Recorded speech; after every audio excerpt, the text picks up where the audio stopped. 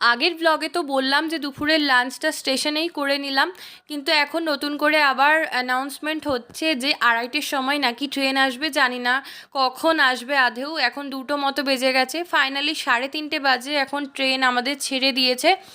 আজকে নেক্সট দিন রাত এখন 11:30 মতো বাজে। অবশেষে আমরা পৌঁছে গেছি আর এখন যাচ্ছি বাড়ি, যেহেতু সংক্রান্তির আগে পৌঁছানোর একটা ব্যাপার ছিল। যাই হোক, সেই মতো পৌঁছেও গেছি।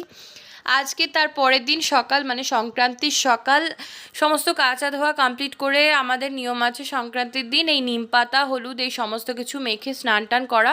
তারপর স্নান সেরে নিম পাতা হলুদ গুড় এসব মুখে দিয়ে জলখাবার খেয়ে নিয়ে এদিকে রান্নাঘরে এসে দেখলাম মাম্মি বানাচ্ছিল এখানে পাঁচনের তরকারি। এটাও আমাদের বাড়িতে সংক্রান্তির দিনে একটা খাওয়ার নিয়ম আছে। আপনাদের কার কার বাড়িতে এটা নিয়ম আছে অবশ্যই কমেন্টে জানাবেন। তারপর সন্ধেবেলা ঠাকুর মন্দিরে একটু প্রণাম টনাম করে ঠাকুরের মিষ্টি নিয়ে ফিরবো বাড়ি। দেখা হচ্ছে নেক্সট ব্লগে, টাটা।